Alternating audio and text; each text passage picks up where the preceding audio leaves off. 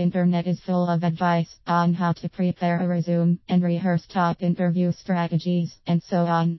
This article is not another contribution to how to land your dream job. It's about how to know what that dream job is in the first place. Being adept at landing the job isn't much of a virtue if you are landing a job at the wrong firm. Whatever aptitudes, skills and work history you have is what it is. How you choose to market it is how you choose to do so.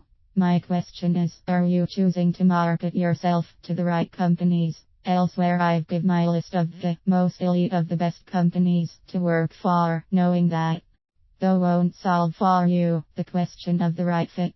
Size matters. If you are not considering size as a variable to vet potential employers, you may be making a big mistake. It can make a big difference to both the satisfaction of your work experience and your capacity to succeed at your work. Are you more suited to working at a smaller firm?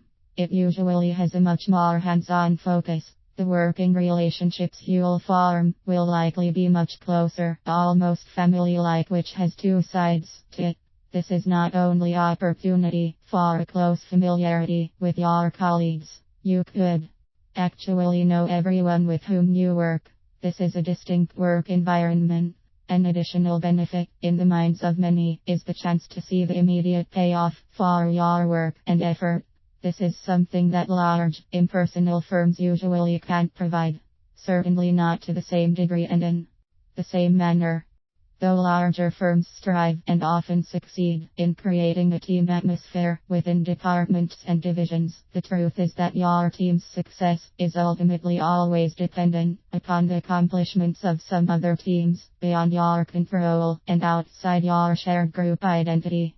At a small firm, the successes and the challenges are all much more immediate and tangible. On the other side of the coin, though for some people the large company is the place to be, it provides benefits and opportunities that are simply unavailable in smaller businesses. Larger size means more employees, which due to scope of management limitations, usually mean more managerial layers, which means many more rungs on the executive ladder to be climbed for superior compensation and benefits. Increased size also offers greater opportunities for professional specialization. At the same time, though it can provide escape from a specialization that has grown stale, lateral moves can open up new career possibilities without compromising seniority and tenure. And if you have any of the adventurer's spirit in you, nowadays it is common for very large companies to be involved in geographically dispersed business. Working at such a firm may offer the chance to travel and even to live in excitingly different cultures and societies. This can be a once-in-a-lifetime opportunity for your children to experience the world. It is common for such firms to provide language training, schooling and other forms of family support should you make such a move for the company. And of course, let us not forget the bottom line. Usually larger companies can provide larger salaries and almost always more extensive and valuable perks and benefits. Structure matters. As important as size can be in your decision upon which employers to target, don't neglect to consider the role of structure. It can be equally as important in its effects upon your work experience. There's a spectrum here where one end has more regimented companies with exact and firm hierarchy, job descriptions, and chain of responsibility and reporting. At the other end are companies, such as the video game producer Valve, who embody fluid, adaptive working relationships. These firms are rooted in the dynamism of employee initiative and innovation. Indeed, some of them, like Valve, don't even have chain of command hierarchy. Instead they are premised upon the entrepreneurial spirit of their associates, lateral operational adaptation, and an ethos of collegial mutual accountability. Don't be misled into passing moral judgments on those attracted to one form of structure or the other. The reason that both exist is because different people thrive better in different environments. You have to figure out which is right for you. Perhaps you thrive most when tasks are clearly prescribed. Are you stressed when blindsided by problems which you had no idea were going to be your responsibility?